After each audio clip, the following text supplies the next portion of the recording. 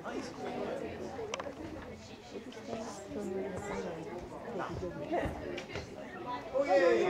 welcome to the matinee performance of A Midsummer Night's Dream, brought to you by the Edgewood Mountain School Middle School. A couple quick notes on today's performance. The house lights are going to be up through the entire show. The reason why is because we're mimicking a Shakespearean theater. Back in the late 1500s, when this play was originally performed, it would be performed under the sun. So what that does is it kind of brings the audience more into the play. What it also means, though, is that I need to remind you to silence your cell phones, because especially in a lit theater, everyone will know if you don't your phone going off. Okay? Our students have worked very, very hard on this show. We hope you look forward to seeing a fine performance. Please remember, too, I know that our little kids from Emerald are actually pretty well versed in what this play is about. You're going to hear a lot of language, though, that you might not understand. Actually, I just want to remind you that it's okay to laugh. This is a comedy. It helps the actors on stage if you guys are interacting with them. So give them your attention. Enjoy yourselves. Relax. With that, I'm going to turn the stage over to Theseus, who's going to begin our performance today. Thank you for coming.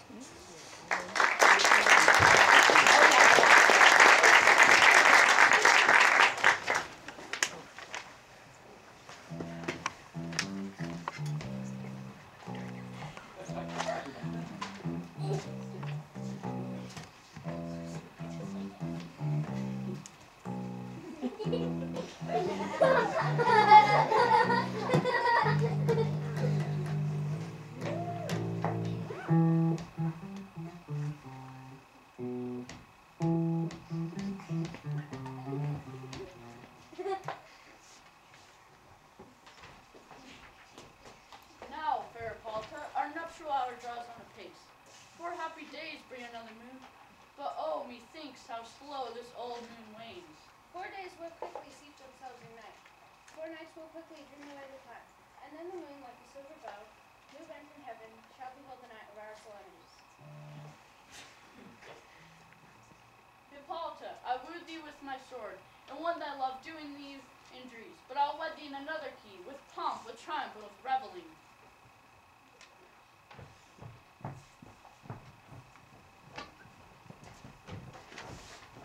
Happy these, Theseus, are announced to. Thanks, good Aegeus, what's the news with thee? Full of vexation, complaint against my child, my daughter, Hermia. Stand forth, Demetrius. My noble lord, this man hath my consent to marry her. Stand forth, Lysander, and my gracious king. This man hath bewitched the bosom of my child.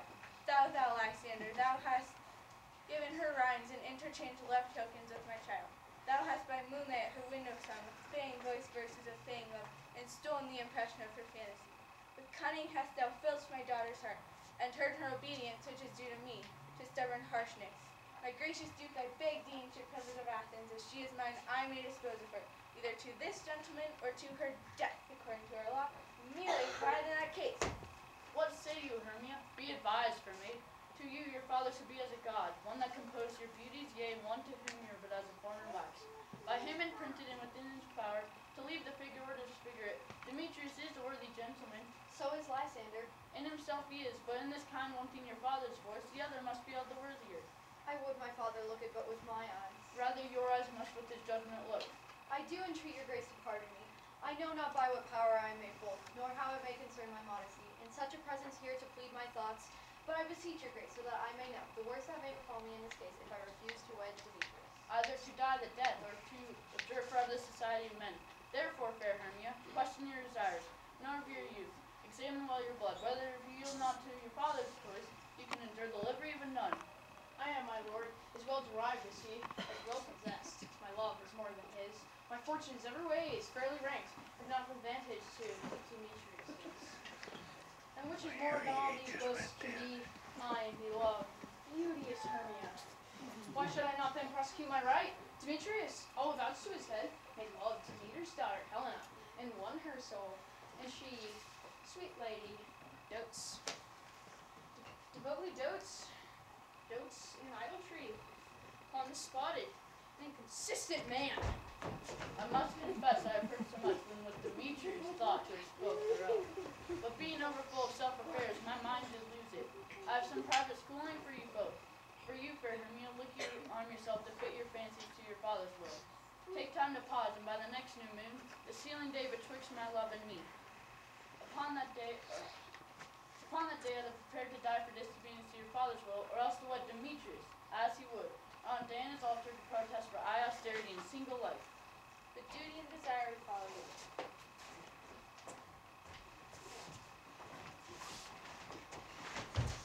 How now, my love? Why is your cheek so pale? How chance the roses there do fade so fast?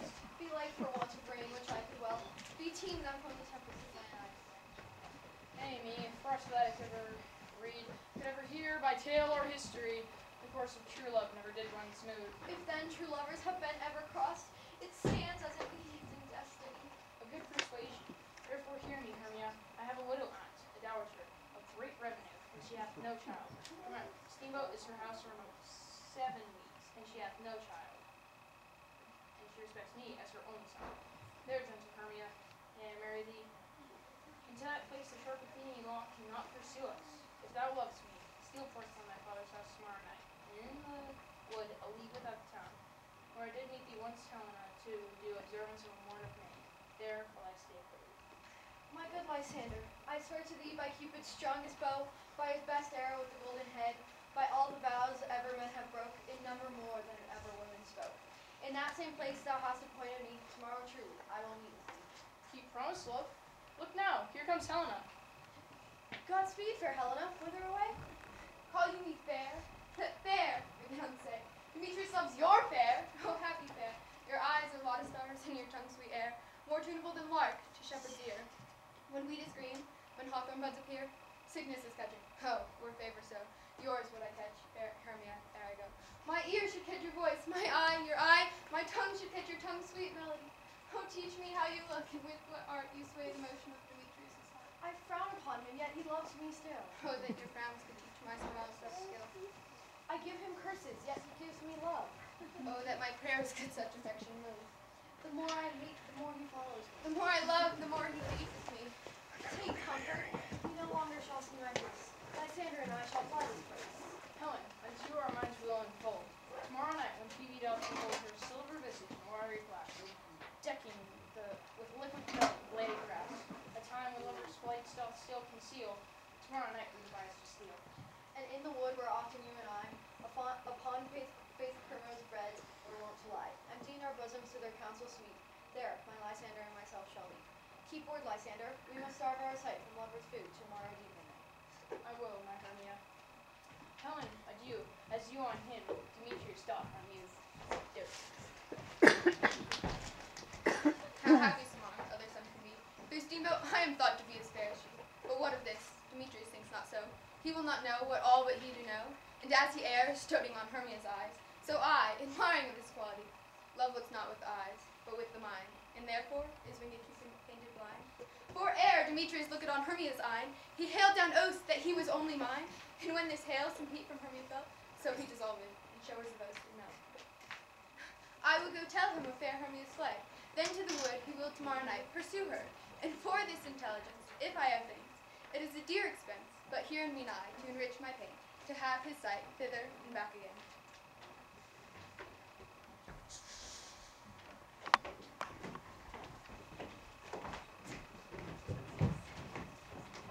Is all our company here? You're best to call them generally, man by man, according to the script. Here is a scroll of every man's name, which is thought fit after all of Steamboat to clear equally before the Duke and Duchess on his wedding day at night. First give Peter Quint say with the play treason, then read the names of your actors, and so go to a point. Mary, our play's the most lamentable comedy and most cruel death of Pyramus and Thisbe. A very good piece of work, I assure you, any night. Now call forth your actors by the scroll. Masters, spread yourselves. Answer as I call you. Nick Bottom, believer. Peter Quint, say what card I am for, and proceed. You, Nick Bottom, are set out for Pyramus. What's Pyramus? A lover or a tyrant? A lover that thinks himself most gallant for love. Oh. If I do it, and I do, let the audience look to their eyes. I'll remove storms and I'll condole in some measure. To the rest, yet my chief humor is for a tyrant. I could play Hercules rarely, or part to Terracatin to make all split. The raging rocks and shivering shocks, I'll break the locks of prison gates. Oh, this was lofty. Now name the rest of the players.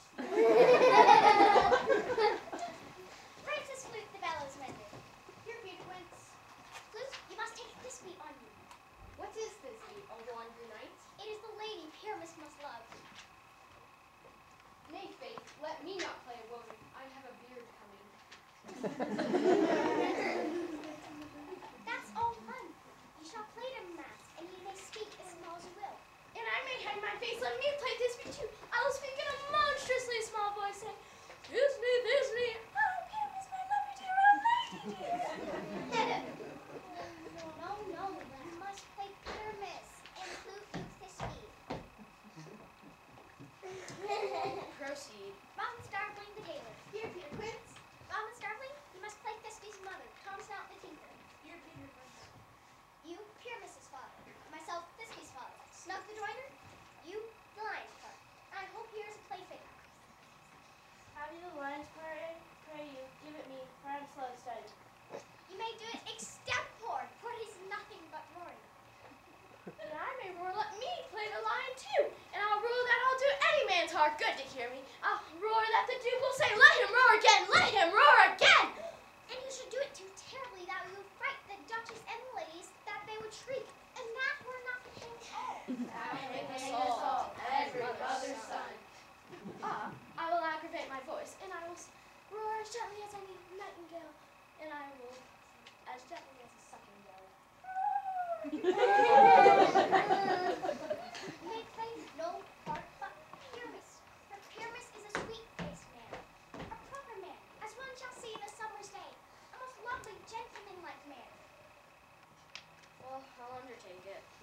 Masters, here are your parts, and I am to entreat you, request you, and desire you to come them by tomorrow night, and meet me in Palace Wood, a mile without the town, by moonlight.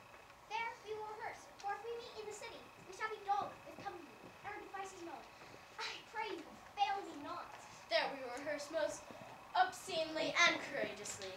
At the Duke's oath we meet. Enough! Hold or cut bowstrings.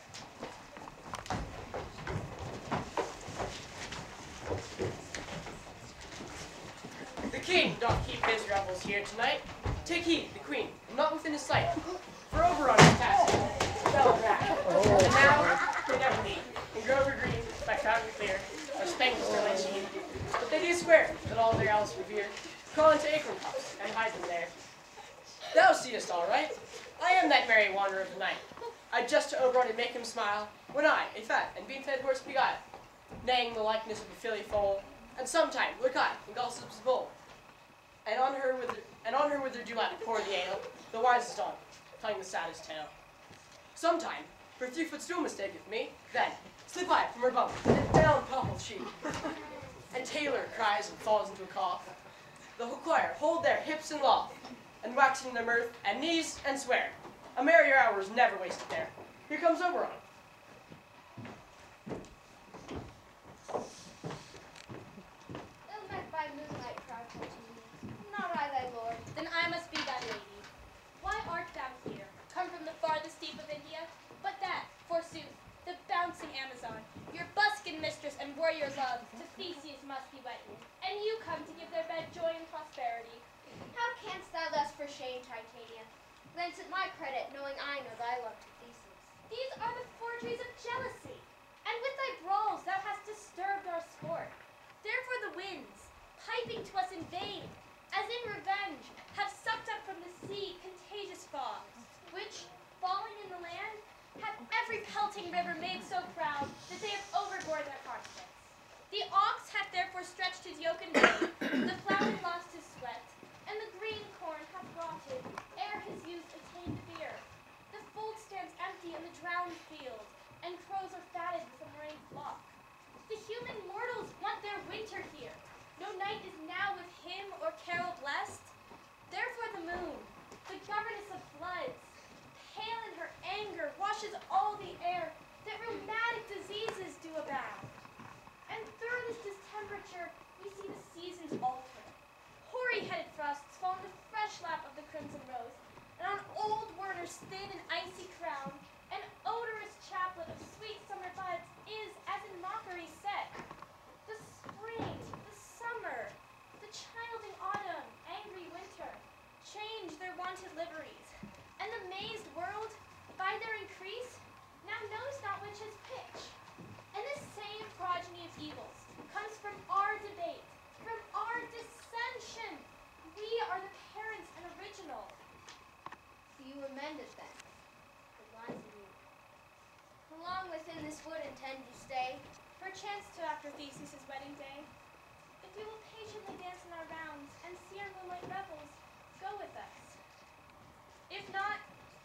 me, and I will spare your haunts. You shall chide down right if I longer stay. Well, go thy way. Thou shalt not from this grove till I torment thee be busy. My gentle puck, come hither. Now remember, since once I sat upon a promontory, and heard a mermaid on a dolphin's back, uttering such dulcet and harmonious breath, that the rude sea grew civil at her song, and certain stars shot madly from their spheres to hear the sea maid's music. I remember. That very time I saw, but that could not.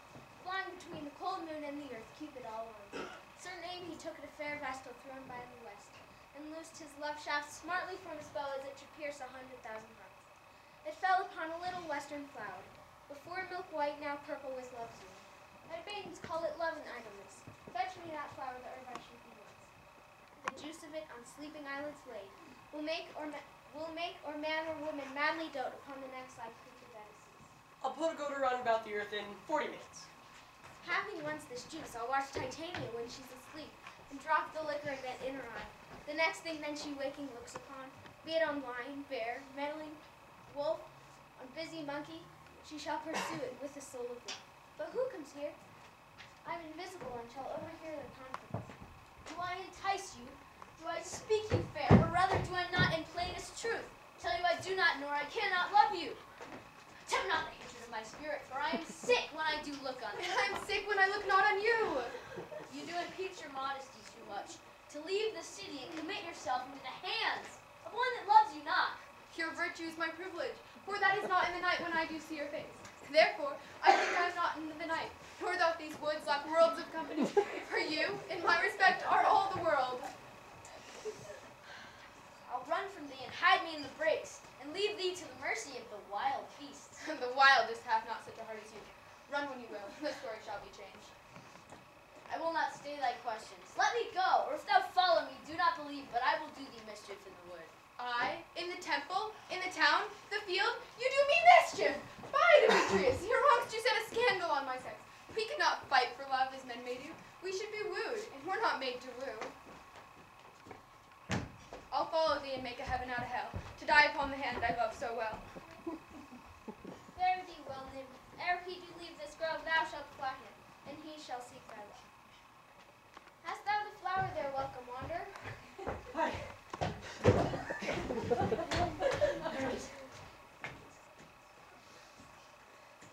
I know a bank where the wild thyme blows, where oxlids and the knotted violet grows.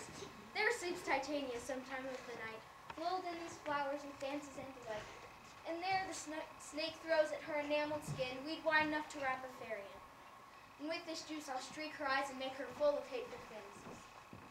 Take thou some of it and seek through this grove. A sweet steamboatian lady is in love with a disdainful youth. Anoint his eyes, but do it when the next thing he espies may be the lady. And thou shalt know him by the steamboatian garments he hath on.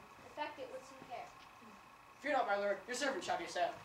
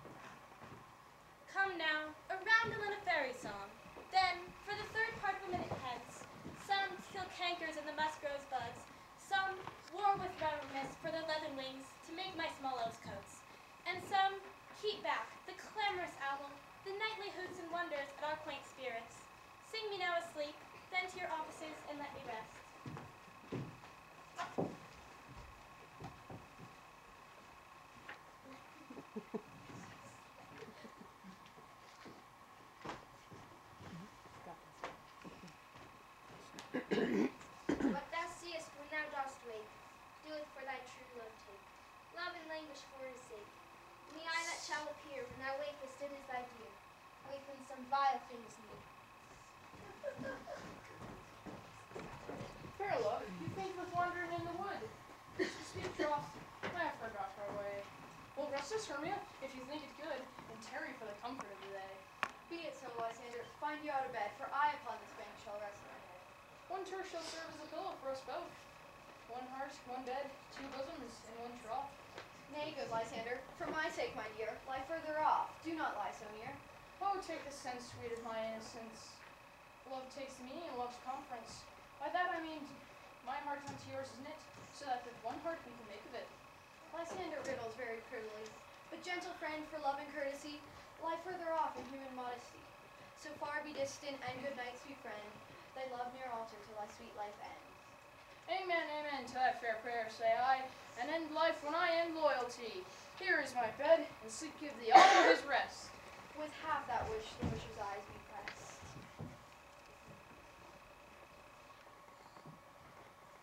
Through the forest have I gone, but Steamboatian found I none, on whose eyes I might approve. Still I was forced in stirring love. Night and silence, who is here? Beads of Athens he doth wear. This is he, my master said, and the Steamboatian maid. Lying, she durst not lie so near, this lack love, this real courtesy churl. Upon thy eyes I throw all the power this charm doth owe. Now, when thou wakest, let love forbid, sleep thy seat on thy eyelid. So awake when I am gone, for I must now to Oberon.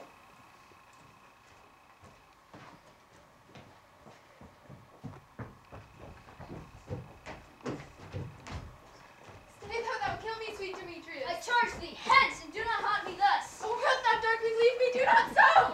I stay on thy peril. I won't go. Oh, I am out of breath from this fond face. The more my prayer, the lesser is my grace. Happy is Hermia, wheresoever she lies, for she hath blessed and attractive eyes. What wicked and dissembling glass of mine made me compare to Hermia's fair? But who's here? Lysander, on the ground. I see no blood, no wound. Good Lysander, good sir, if you live, awake! And run through fire I will for thy sweet sake. Transparent Helena, love nature shows art, but through thy bosom makes me see thy heart. Where is Demetrius? Oh, how fit a word is that vile knight's perish on my sword! Do not say so. Lysander, say not so. What thou? He loved your Hermia. Lord, what thou? Yet Hermia still loves you. Then be content. Content with Hermia? I do repent. All the tedious minutes I with her have spent. Not Hermia, but Helena I love. Will not change a raven for a dove. The will of man is by reason swayed, and reason says you are the worthier maid. Wherefore was I to this keen mockery born? When at your hands did I deserve this scorn? Good troth, you do me wrong. Good sword, you do, in such disdainful manner me to move. She sees not Hermia. Hermia sleeps thou there, and never mayest thou come Lysander near. And to honor all your love and might, to honor Helen, and to be her knight. Help me, Lysander, help me. Ay me, for pity, what a dream was here. Lysander, look how I do quake with fear. Methought a serpent ate my heart away, and you sat there smiling at his cruel prey. Lysander, what removed? Lysander, Lord, speak, and if you hear, speak of all loves. I swoon almost with fear. No, then I perceive that you are not nigh. Either death, or I will find you immediately.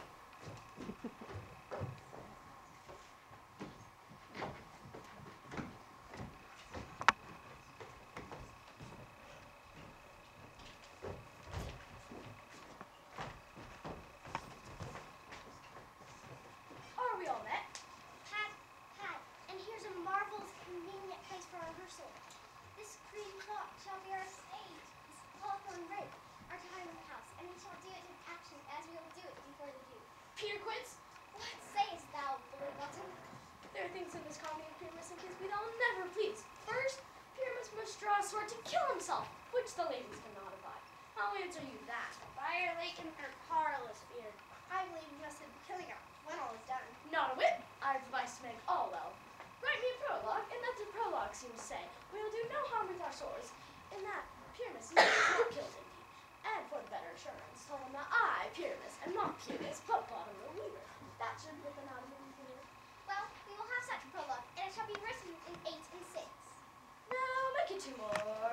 Let it be written in 8 and 8. Will not the ladies be afraid of the lion? I fear it, I promise you.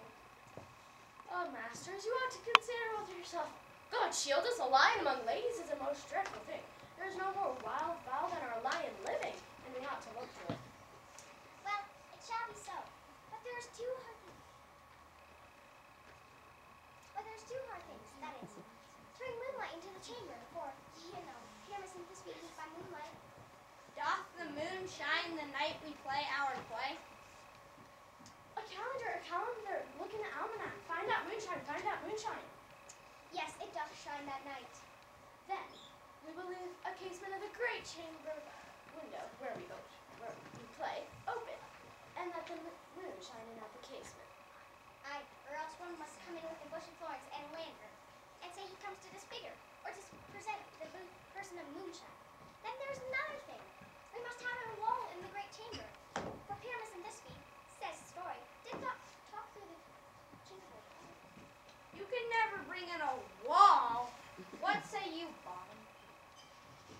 Some person or other must present the wall, and let him hold his fingers thus, and through the cranny shall Pyramus and Thisbe whisper. If that may be, then all's well. Come sit down, every mother's son, and rehearse your parts. Pyramus, you again, once you have spoken your speech, enter into that break, and so everyone according to his cue. Thisbe, the flower of Otis. What hempen homespuns have we swaggering here? Sunny the cradle of the fairy queen. I'll be an auditor, an actor too, perchance if I see cause. Speak, Pyramus, Thisbe stand forth. Thisbe, the flowers of Odious savor sweet. Odors! Odors, savor sweet. So hath thy breath, my dearest Thisbe, dear. Oh, what talk, a voice. Stay but here a while. I will to thee appear. Stranger Pyramus than e'er played here. Must I speak now? Aye, marry, must you. For you must understand, he goes back to see a noise, and is to come home again. Most radiant Pyramus, of color like the red rose on triumphir, as truest horse that yet would never tire. I'll meet thee, Pyramus, at Ninny's tomb. Ninnis's tomb, man! Why, you must not speak that yet. That you answer to Pyramus. You speak all your parts at once. Cues and all. Pyramus enters, your cue is past, it is never tired. Oh, as truest horse that yet would never tire. If I were fair, Thisbe, I were only thine. Oh, monstrous! Oh, strange! We are haunted! Pray, masters, fly, masters, help! I'll follow you. I'll lead you by the round. Through bog, through bush, through brake, through briar. Oh, Bottom, thou art changed. What do I see on thee? You see an asset of your own, do you? Bless thee, Bottom, bless thee, thou art translated. I see their knavery. This is to make an ass of me, to fright me if they could. But I'll not stir from this place, to show that I'm not afraid. I will sing, and I will walk up and down. Love's an open door, love can be so much more with you, Angel wakes me from my flowery bed. I pray thee, gentle mortal, sing again. Mine ear is much enamored of thy notes. So is mine eye enthralled to thy shades. And thy fair virtue's force, her force doth move me on the first view to say, to swear, I love thee. Methinks, mistress, love keep little company together nowadays. Thou art as wise as thou art beautiful. Not so neither, but if I've enough wit to get out of this wood, I could mine own turn. Out of this wood do not desire go. Thou shalt remain here, whether thou wilt or no. I am a spirit of no common rate. The summer still doth tend upon thy state. And I do love thee, therefore go with me. I'll give thee fairies to attend on me. Come, wait a minute, lead I to my bower. The moon, methinks, looks with a watery eye, and when she weeps, weeps every little flower, lamenting some enforced chastity. Tie up your tongue, love, come you silently.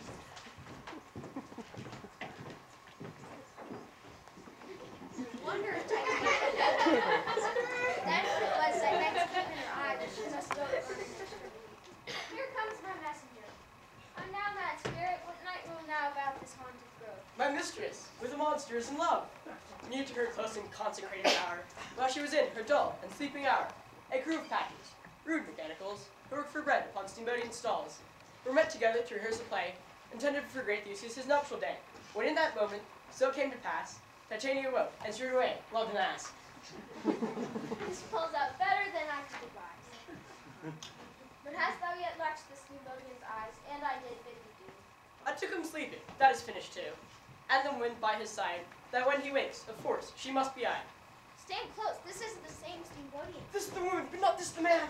Oh, why rebuke you him that love you so? My breath so bitter on your bitter foe. Now I but chide, but I should use thee worse, for thou, I fear, hast given me cause to curse. If thou hast slain Lysander in his sleep, be nor shoes in blood, plunge in the deep and kill me too. So should the murdered look, and so should I, pierced through the heart by your stern cruelty. Yet you, the murderer, look as bright and as clear as yonder Venus in her glimmering sphere. What's this to my Lysander? Where is he? Oh, good Demetrius, wilt thou give him me? Ye spend your passion on a misprized mood. I pray thee, then tell me that he is well. And if I could, what should I get therefore? A privilege to never see me more, and in thy hated presence here part I so, whether he be dead or no. There's no following her in this fierce vein. Therefore here for a while I will remain. So sorrow's heaviness doth heavier grow, for debt that bankrupt sleep doth sorrow owe. And in some slight measure it will pay, if for his tender here I make some stay. What hast thou done? Thou hast mistaken quite, and laid the love juice on some true lover's sight. Then fate overrules that one man holding troth, a million fail, confounding oath on oath. About the wood go swifter than the wind, and Helena of steamboat look thou find. By some illusion see thou bring her here, and on charm his eyes again she do appear. I go, look where I go, swift with an arrow from the Tartar's bow. When thou wakest, if she be by, beg of her for remedy.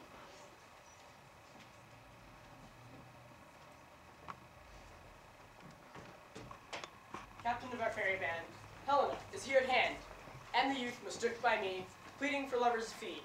Shall we their fond pageants see? Lord, what fools these mortals be. Stand close. The noise they make will cause Demetrius to wake.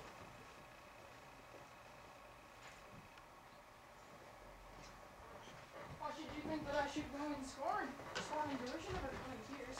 And how can these things any seem scorn to you, bearing the badge of faith to prove them true? You do advance your cunning more and more. When truth kills truth, oh devilish holy crap. These vows are Hermia's. Will you give her o'er? Weigh oath with oath, and nothing will you weigh. I had no judgment, but to her I swore. For none, in my mind, now you give her o'er. Oh, Helen, goddess, nymph, perfect, divine! To what shall I compare thine eye? Crystal is muddy, oh, how bright we show. Thy lips, those kissing cherries, tempting grow. When thou holdest out thy hand, oh, let me kiss this princess of pure white, this seal of bliss.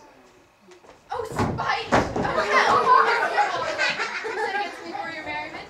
If you were civil and do courtesy, you would not do me thus much injury. You are both rivals in love Hermia, and now both rivals from mock Helena. A trim exploit, a manly enterprise, to conjure up tears in a poor maid's eyes. You are unkind, Demetrius. Be not so, for you love Hermia. This you know, I know. And with here and all goodwill, and with all my heart, in Hermia's love I yield you up to my part. And Helena's love to me bequeath, whom I doth love and will to my death. Lysander, keep your Hermia, I will none. If e'er I loved her, all that love is gone. My heart to her, but as a guest, wise sojourn, and now to Helen is at home returned, there to remain. Lest to thy peril thou wilt buy it dear. Look, where thy love comes, yonder's thy dear. Thou art not by mine eye, Lysander, found. Mine ear, I think it, brought me to thy sound. But why unkindly didst thou leave me so? Why should he stay whom love doth press to go? What love could press Lysander from my side? Lysander's love, that would not let him bid, for Helen who more in guilds tonight. In all yon fury eyes and eyes of light, why seekest thou me? Cannot this make thee know the hate I bear made me leave thee so? You speak not as you think, it cannot be. Lo, she is one of this confederacy. I perceive that they have conjoined all three, to fashion this false sport in spite of me. Injurious, Hermia, is all the counsel that we two have shared. What the sisters' vows, the hours that we've spent, we've tried the hasty-footed time in parting us. Oh, is all forgot? All school days friendships, childhood innocence? Can we rend our ancient love asunder to join with men in scorning your poor friends? I'm amazed at your passionate words. I scorn you not. It seems that you scorn me.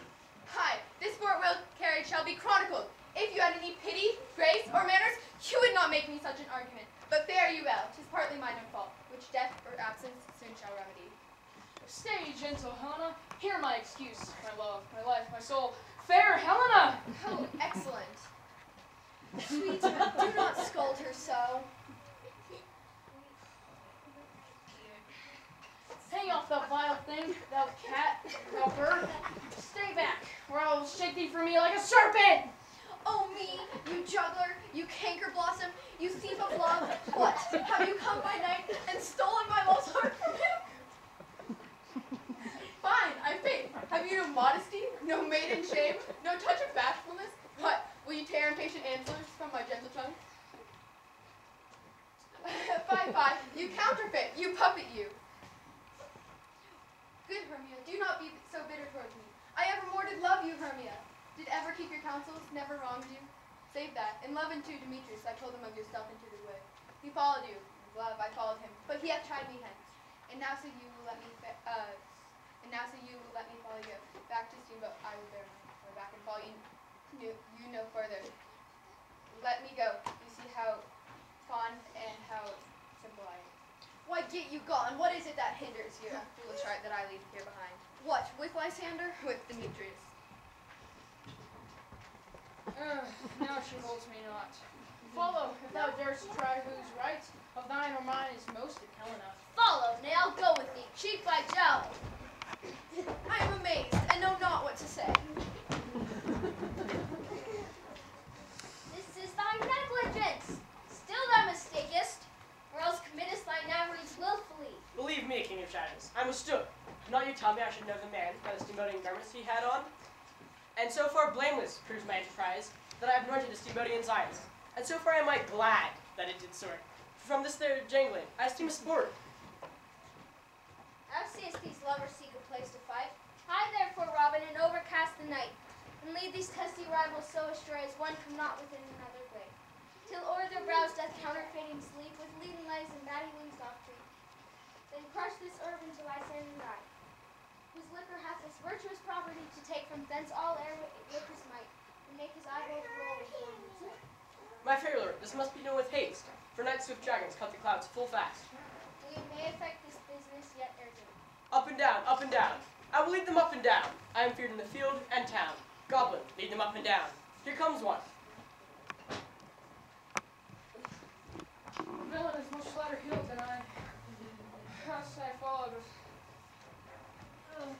faster he did fly. And I am fallen in a dark and uneven way. Here I shall rest me. Come, thou gentle day. And for once, show me thy grey light, for I shall find Demetrius and revenge against his spite. Nay, then, Lysander mockest me. Oh, thou shalt by this dear, ever I thy face by daylight see. Oh, now, go thy way. Faintness constraineth me to measure up my length upon this cold bed. By day's approach, look to be visited. O weary night, O long, tedious night, abate thy hours, shine comforts from the east, that I may back to steamboat by daylight. From these that my poor company do detest, and sleep that sometimes shuts up sorrow's eyes. Steal me a while from mine own company. Yet but three? Come one more. Two of both kinds make up for. Never so weary, never so in woe, bebabbled with dew and torn with briars. My legs can keep no pace with my desires. No further can I crawl, no further go. Here I shall rest my head till the break of day. Heaven's shield, Lysander. On the ground, sleep sound. All apply to your eye. Gentle lover's remedy. Now, when thou wakest, thou takest true delight in thy sight of thy former lady's eye. Jack shall have Jill. naught shall go ill. The man shall have his mare again, and all shall be well.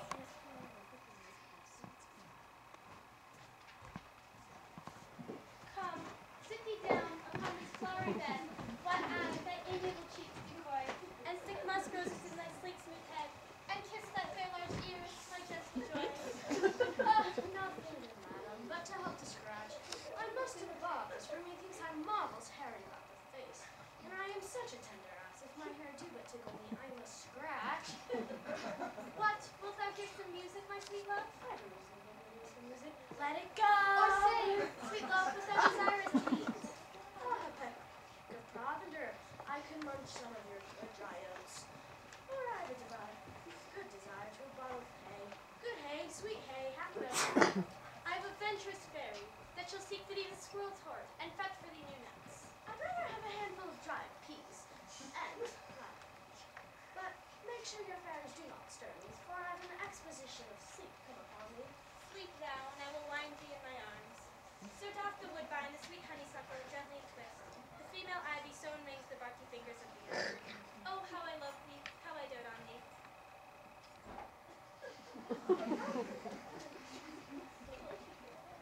Welcome, good Robin. Seest thou this sweet sight? Her dotage now I do begin to believe.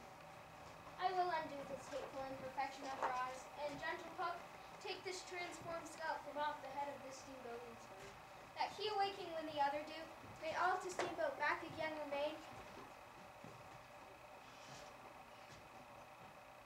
Again repair, and think no more of this night's accident, but as a fierce vexation of a dream. But first I will release the fairy. Be as thou wast wont to be. See as thou wast wont to be. Thine's bud or Cupid's flower hath such force and blessed power. Now, my Titania, awake you, my sweet queen. My Oberon, what visions I have seen! Methought I was enamored of an ass. There, my Caleb. How came these things to pass? Oh, how mine eyes do loathe his visage now! Silence a while. Robin, take off this head.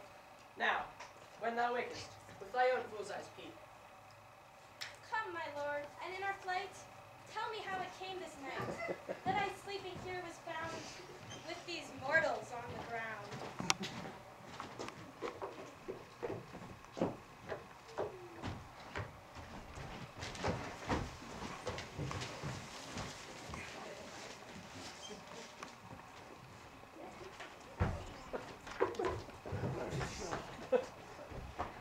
We will, fair queen, up to the mountain's top, and mark the musical confusion of hounds and echoed conjunction. I was with Hercules and Camus once, when in the wood of Crete we bade a bear with Countess Sparta. Never did I hear such valiant tidings, for besides the groves, the skies, every region near seemed all a mutual cry. I never heard such sweet thunder. My hounds are better than Spartan kind, so fluid, so sandy, their heads are hung, with ears that sweep away the morning dew. For soft, what nymphs are these? My lord, this is my daughter here at sea, and this Lycian, this Demetrius is, this Helena, old Neater's Helena. Wonder if they're being here together. No doubt they rose up early to serve the right of May, and here in our intent came here in grace of our solemnities. But speak, Theseus, is this not the day that Hermia should give answer of her choice? It is, my lord. I pray you all stand up. I know you two are rival enemies. How comes this gentle conqueror of the world that hatred is so far from jealousy to sleep by fate and fear no enmity? My lord, I shall reply amazedly. Half sleep, half waking, but yet I cannot truly say how I came here. Enough, enough, my lord, you have heard enough. I beg the law upon his head.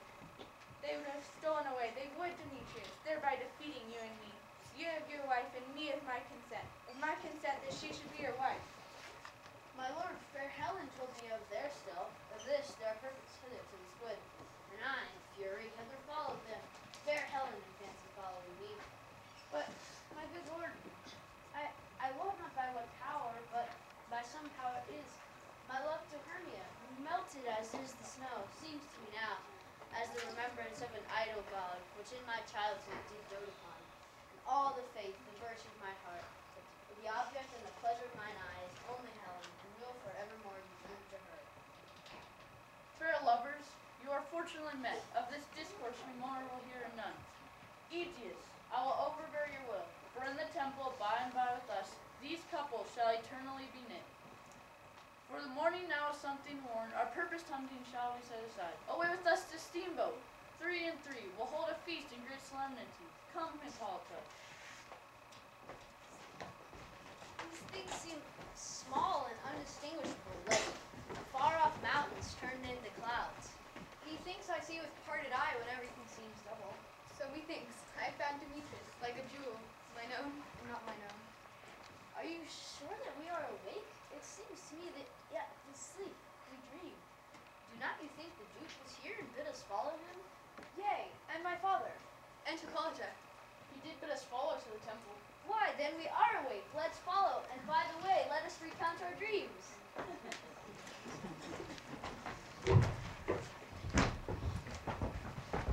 On my next two comes, I'll answer. On my next is most fair. Oh, hey, oh, Peter quits. Oh, flute the ballast mender, snap the tinker, stormling. Caused my life and stolen hence and left me asleep. I've had a most rare vision. A dream past any man's wit to say what dream it was. And man is but an ass to go about to expound his dream. Man's ear hath not seen, nor eye hath not heard, nor his hand to taste, tongue to conceive, nor heart to report what this dream was. And I'll get Peter Quidstride a ballad of this dream, and it shall be called Bottom's Dream, for it hath no bottom. And I will sing it at the latter end of the play before the Duke. Peradventure, to make it the more gracious, I shall sing it at her death. 'Tis strange, my Theseus, that these lovers speak of. More strange than true, I never may believe. These antique fables of these fairy toys. Lovers and madmen have such seething brains, such shaping fantasies that apprehend, more than cool reason ever comprehends. Such tricks have strong imagination, that if it would but apprehend some joy, it would comprehend some bringing of that joy. Or in the night, imagining some fear, how easy is a bush supposed to bear. But all the story the night told over, and their minds transfigured so together, more witness than fancy's images, it grows to something of great consensus, but howsoever strange and admirable.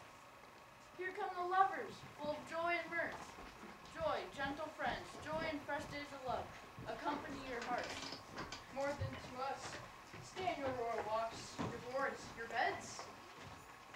Come now, what masks, what dances shall we have, to wear away this long age of 3 hours? Between our after supper and bedtime, where's our usual manager of mirth? What revels are in hand? Is there no play to ease the anguish of a torturing hour? A play there is, my lord, some 10 words long. What are they? But by 10 words, my lord, it is too long, for which makes it tedious, for in all the play there is not one word out, one player fitted. And tragical, my noble lord, it is. For Pyramus there doth kill himself, which I must confess, when I saw it first, made mine eyes water. But more merry cheers, the passion of wild laughter never fed. What are they that do play it? Hard-handed men that lurk in steamboat here, who never labored with their minds until now. And now toil their unwrapped memories with this same play for your against your nestle.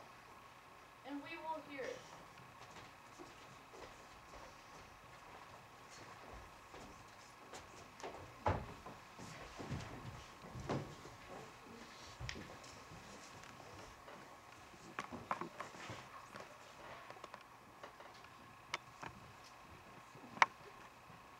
If we offend, it is with our goodwill.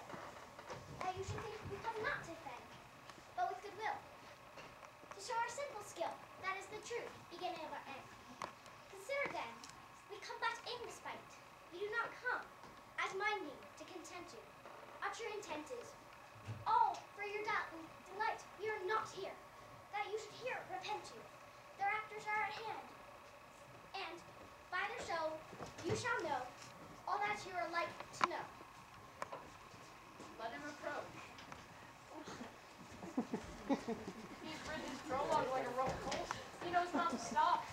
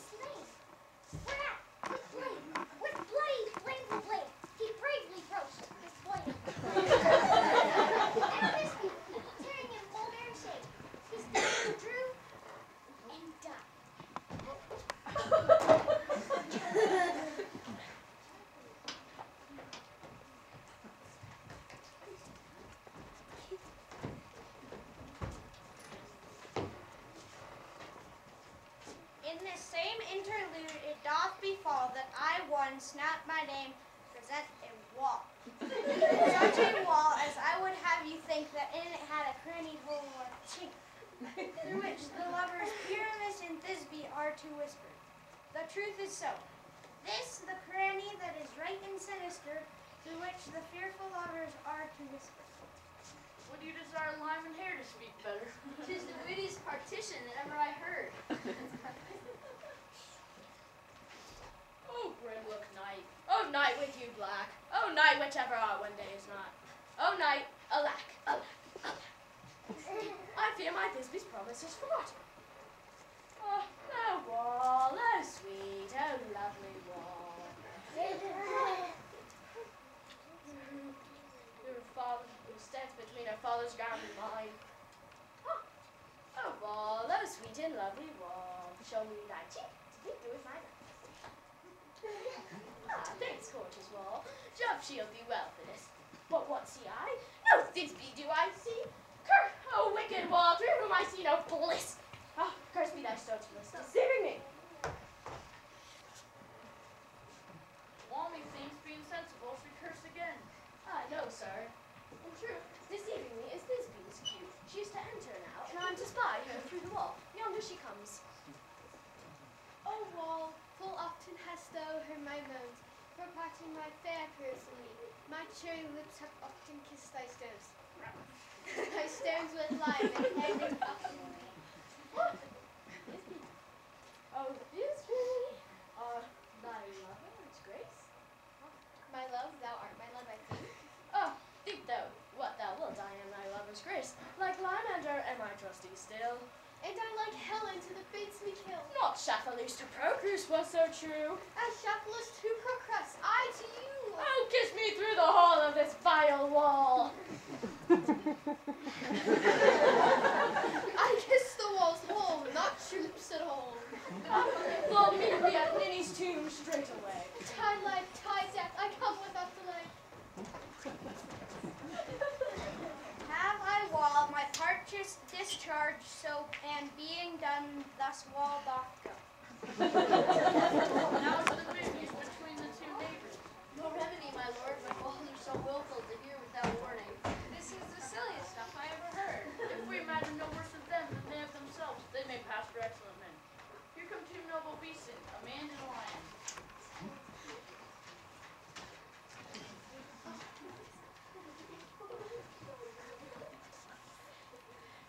You ladies, you whose gentle hearts do fear, the smallest monstrous mouse that creeps on floor, may now perchance both quake and tremble here, when lion rough and wild is raged doth roar. The now that I, as snug the joiner am, a lion fell nor oats, no lion dam. For if I should, as lion come in strife, into this place, 'twere pity on my life. He is a very gentle beast of good presence. The very best of beast that e'er I saw. This lantern of horn may present, myself the man I moon decent be. This is the greatest error of all the rest. The man should be put into the lantern. However, the man is the moon. He does not come there for the candle, for you see it is already in snuff. I were weary of this moon, but he would change. Proceed, man. All that I have to say is to tell you that this lantern is the moon, she the man in the moon, this thorn which my thorn bush, and this dog my dog.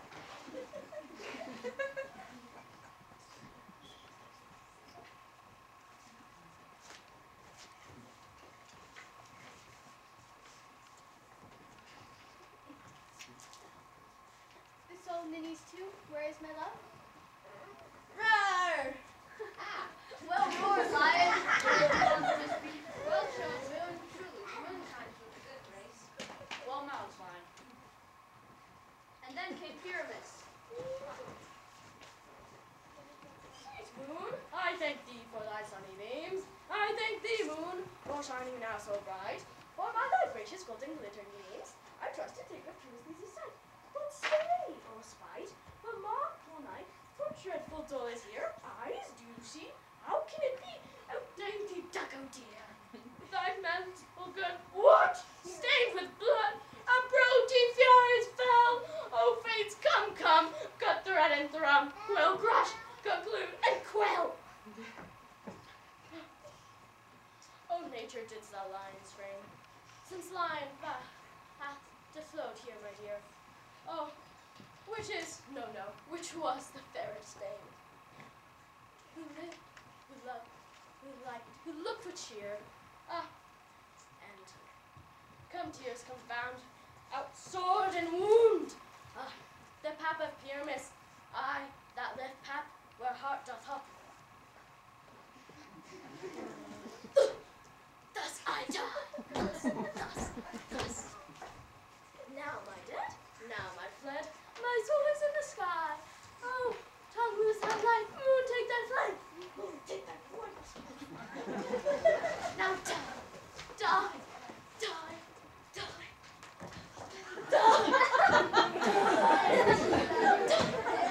No die for him, but an ace, for he is but one. For less than an ace, then, for he is dead, he is nothing. The hope of certain you might recover in, yet prove an ass. How chance moonshine return before Thebes comes to find back to find the lover? She will find him by starlight. Here she comes, and her passion ends the fight. Methinks she should not use a longbow for such a foolness. I hope you will be brief. A moat will turn the balance. Which Pyramus with his views is better? He for a man, she for a woman. He for a man, God warrant us. She for a woman, God bless us. Asleep, my love. What dead, my dove? Oh, Pyramus, arise! Speak, speak. Quite dumb. Dead, dead. A tomb. Let's cover thy sweet eyes. These lily lips, this cherry hair, these yellow calcid cheeks are gone, are gone. Lovers may moan. His eyes were green as leeks. Oh, sisters three, come to me. With hands as pale as milk, lay them in gore, since you have shore. With shear his thread is silk. Tongue, not words. Come, trusty sword. Come, blade my breast in ruin. Goodbye, my friends. Thus the spee ends. Adieu, adieu, adieu. I will too. Would it please you to see the epilogue? No epilogue. I pray you, for your play needs no excuse. Never excuse, for when the players are all dead, there need none to be blamed.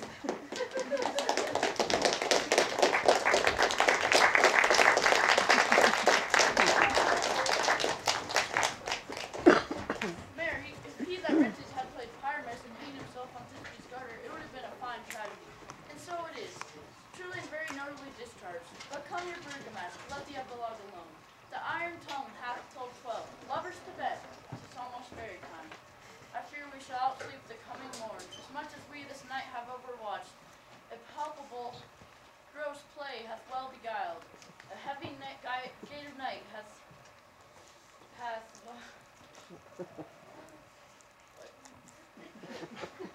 begated night, sweet friends to bed. A fortnight hold we in solemnities. In nightly revels, hold new jollity.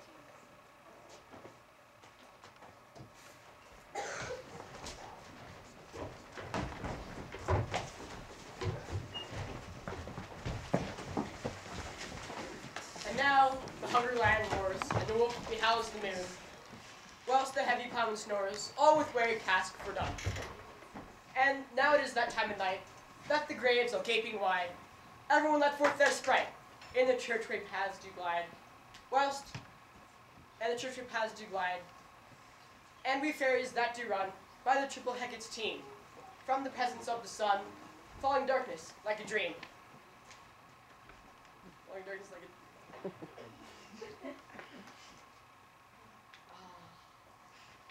And I am sent with broom before, sweep the dust behind the door. Through the house give glimmering light by the dead and drowsy fire. Every elf and fairy sprite hop as light from bird from briar. And ditty this after me, sing and dance a tripping rhythm. First rehearse your song by note, to each word of warbling notes. Hand in hand with fairy grace we will sing and bless this place. Now until the break of day, through this house each fairy stray. To the best bride bed will we, which by us shall blessed be. And the issue there create, ever shall be fortunate. So shall all the couples three, ever true and loving be. nature's hand shall not in their issue stand. Never mole, hair lip, nor scar, nor mark prodigious, such as our despised nativity shall upon their children be. With this field do consecrate, every fairy take his gate.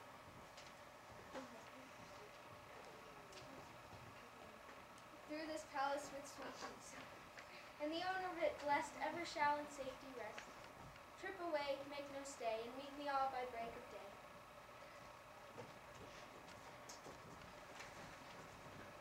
If we shadows have offended, think but this, and all is mended, that you have but slumbered here, while these visions did appear. And this weak and idle theme, no more yielding, but a dream. Gentles, do not reprehend. If you pardon, we will mend. And, as I am an honest puck, if we have unearned luck, now to escape the serpent's tongue, we'll make amends ere long. So, give me your hands if we be friends. So, good night unto you all.